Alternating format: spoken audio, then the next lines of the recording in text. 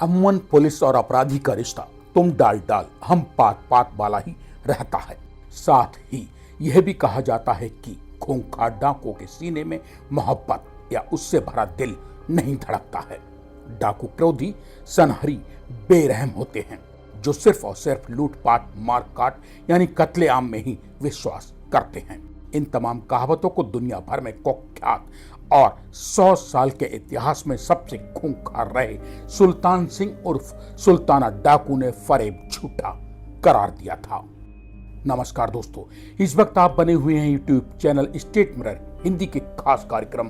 धाकड़ में, और मैं हूं आपके साथ आपका हमजुबान संजीव चौहान।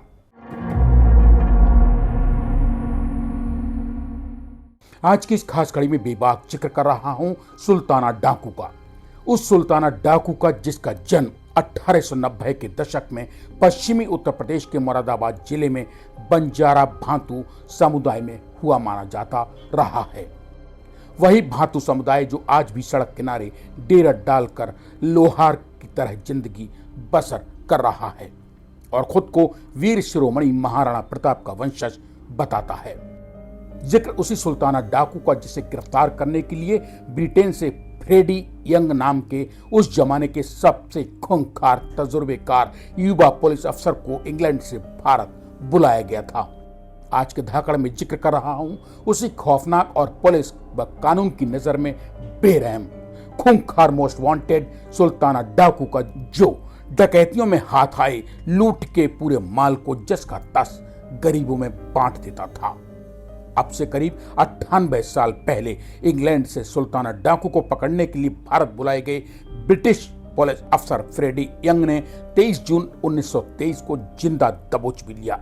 जिसे बाद में 7 जुलाई 1924 को यानी अब से करीब 100 साल पहले कुछ लोगों के मुताबिक आज के उत्तराखंड की हल्द्वानी जेल में और कुछ लोगों के मुताबिक आगरा सेंट्रल जेल के फांसी घर में टांग दिया गया था। उस सुल्ताना डाकू का जिक्र जिसके बारे में 100-125 साल बाद भी कोई ये पुष्ट रूप से नहीं कह सका है कि सुल्ताना मुस्लिम था या हिंदू। हालांकि कहीं कहीं इतिहास के पन्ने में उसके बारे में जरूर पढ़ने को मिलता है कि उसने धर्म परिवर्तन की खुलकर खिलाफत की थी। यह खिलाफत उसने हिंदू से मुस्लिम धर्म में परिवर्तन की करी थी या फिर मुस्लिमों का हिंदू धर्म परिवर्तन करने के लिए की थी। ऐसे और भी नामालूम कितने बेसिर पैर के सैकड़ों हजारों किस्से कहानियों से रहस्यमय डाकू सुल्ताना का इतिहास भरा पड़ा है। 14वीं सदी के खतरनाक कैरेक्टर रॉबिन हुड से सुल्ताना डाकू की तुलना इसलिए भी हमेशा की जाती रही क्योंकि दोनों की जीवन शैली में कई समानताएं थीं। मसलन जिस तरह रॉबिन हुड काउंटी नॉटिंघम शहर के शेरवुड के घने डरावने और अंधेरे जंगलों में छिपकर रहता था, उसी तरह सुल्ताना डाकू भी पश्चिमी उत्तर प्रदेश के बिजनौर, मुरादाबाद, रामपुर के ऐसे घने जंगलों के बीच छिपकर रहता था जिन जंगलों में सूरज की रोशनी तक देखने को नसीब नहीं होती थी, जिन जंगलों में सिर्फ और सिर्फ खतरनाक सांप, बिच्छू, जंगली जानवर रहते थे। उन जंगलों के चप्पे चप्पे से सुल्ताना डाकू वाकिफ था, ठीक ऐसे जैसे मानो वे घने डरावनी अंधेरे जंगल न होकर कोई इंसानी आबादी वाले शहर कस्बा हों, जिन जंगलों में कोई भी सरकारी एजेंसी जाने की हिम्मत उस जमाने में नहीं जुटा पाई थी। जिस तरह से 14वीं सदी के बदनाम नाम रॉबिन हुड की जमीन उस जमाने में नॉटिंघम के कुख्यात शेरिफ ने जबरिया छीन ली थी, जिसकी वजह से रॉबिन हुड खूंखार डाकू बन गया, उसी तरह की कुछ कहानी सुल्ताना डाकू की भी सुनने में अक्सर आती रही है। ऐसे खतरनाक डाकू सुल्ताना की जिंदगी के पीले पड़ चुके पन्नों को बड़ी ही हिफाजत के साथ पलटने पर उन्हें पढ़ते वक्त जो कुछ लिखा नजर आता है वो बेहद चौंकाने वाला है। मसलन भले ही उसे अंतिम बार गिरफ्तार करने के लिए क्यों न ब्रिटिश हुकूमत ने इंग्लैंड के तजुर्बेकार पुलिस अफसर फ्रेडी यंग को बुलवाया था, उनके द्वारा पकड़े जाने के बाद ही सुल्ताना डाकू को सजाए मौत यानी फांसी के तख्ते पर भी चढ़ाया जाना संभव हो सका था। इससे पहले लेकिन तब ब्रिटिश काल में एक भारतीय पुलिस अफसर जफर उमर ने भी इस कदर के खूंखार या कहिए रहस्यमय सुल्ताना डाकू जिंदा दबोचा था, जिसके बदले में जफर उमर को तब अंग्रेज हुकूमत की ओर से 5000 रुपए का इनाम दिया गया था। उस जमाने में बहुत मोटी समझी जाने वाली वो 5,000 की इनामी राशि जफर उमर ने गरीबों में बांट दी थी और कुछ राशि अपने मातहत पुलिस वालों को दे दी। उस वक्त और जीवन में पहली बार गिरफ्तारी पर सुल्ताना डाकू को 4 साल की सजा हुई, जिसे काटकर वो जब जेल से बाहर निकला तो और ज्यादा खूंखार होकर दोबारा लूटपाट करने में जुट गया। ब्रिटिश हुकूमत के कामयाब भारतीय पुलिस अफसर और उर्दू के पहले जासूसी उपन्यासकार उमर जफर की बेटी हमीदा अख्तर हुसैन रायपुरी अपनी किताब नायाब हैं हम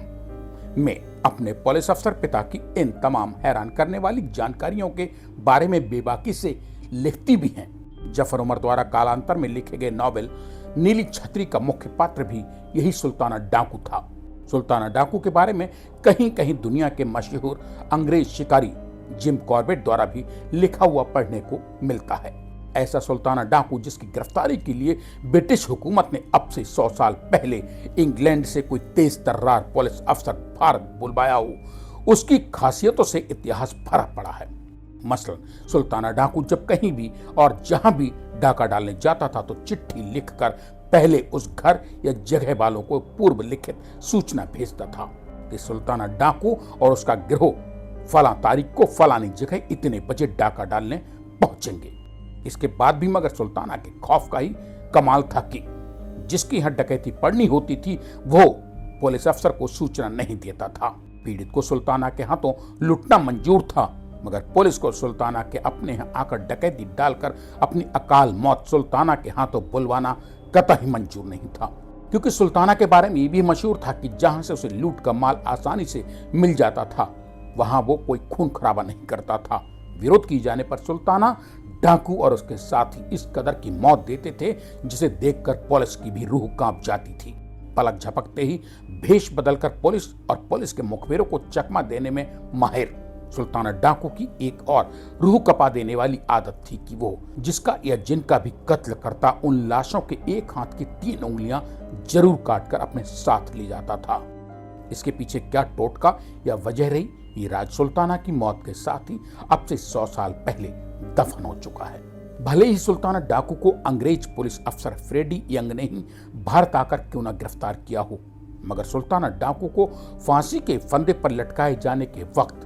जब उसकी उससे अंतिम इच्छा पूछी गई तो सुल्ताना डाकू ने जेल में मौजूद अपने 9-10 साल के इकलौते मासूम बेटे का हाथ उन्हीं पुलिस अफसर फ्रेडी यंग के हाथों में दे दिया, यह कहते हुए कि मेरा बेटा मेरी तरह अपराधी ना बने, आप इसे जहां चाहो अपने साथ ले जाकर इसका भविष्य संवार देना। और बाद में सुल्ताना डाकू का वही लड़का पुलिस अफसर फ्रेडी यंग के साथ रहकर इंग्लैंड में पढ़ने के बाद जब भारत लौटा तो भारतीय पुलिस में बड़ा पुलिस अफसर बनकर रिटायर हुआ।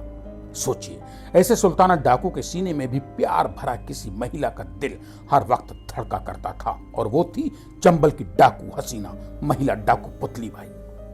जिसकी नाच गाने और पायल की झनकार की मधुर आवाज में मदहोश या कहिए प्यार में पागल सुल्ताना डाकू अक्सर महीनों महीनों तक आपराधिक वारदातों को अंजाम देना ही भूल जाता था। जिक्र कर रहा था उसी खूंखार डाकू सुल्ताना का, जिसके नाम और खौफ को दुनिया के तमाम फिल्म निर्माताओं और उपन्यासकारों ने अपना हीरो या पात्र बनाकर कैश किया, फिर चाहे वो हॉलीवुड, बॉलीवुड या लॉलीवुड क्यों ना रहा हो, जहां इसी सुल्ताना को केंद्र में रखकर 3 फिल्मों का निर्माण किया गया। हॉलीवुड में बनी फिल्म द लॉन्ग डेविल इसी सुल्ताना डाकू की कहानी बताई मानी गई, जबकि पाकिस्तान में इसी सुल्ताना डाकू को केंद्र में रखकर साल 1975 में पंजाबी भाषा में एक फिल्म बनी थी, जिसमें सुल्ताना का किरदार कलाकार सुधीर ने अदा किया था। सुजीत सर्राफ द्वारा लिखित novel the confession of Sultana डाकू भी सुल्तान सिंह और सुल्ताना की ही जिंदगी पर आधारित बताया जाता है। यूट्यूब चैनल स्टेट पर हिंदी के खास कार्यक्रम धाकड़ में पेश सुल्ताना डाकू की जिंदगी के अनछुए पहलुओं में झांकती कैसी लगी ये बेबाक कहानी, कमेंट बॉक्स में लिखना ना भूलें। इसी के साथ अब आज मुझे यानी अपने हम जुबान संजीव चौहान को दीजिए इजाजत। ऐसी ही किसी और कहानी के साथ मेरे लौट कर आने तक कीजिए इंतजार। तब तक के लिए नमस्कार।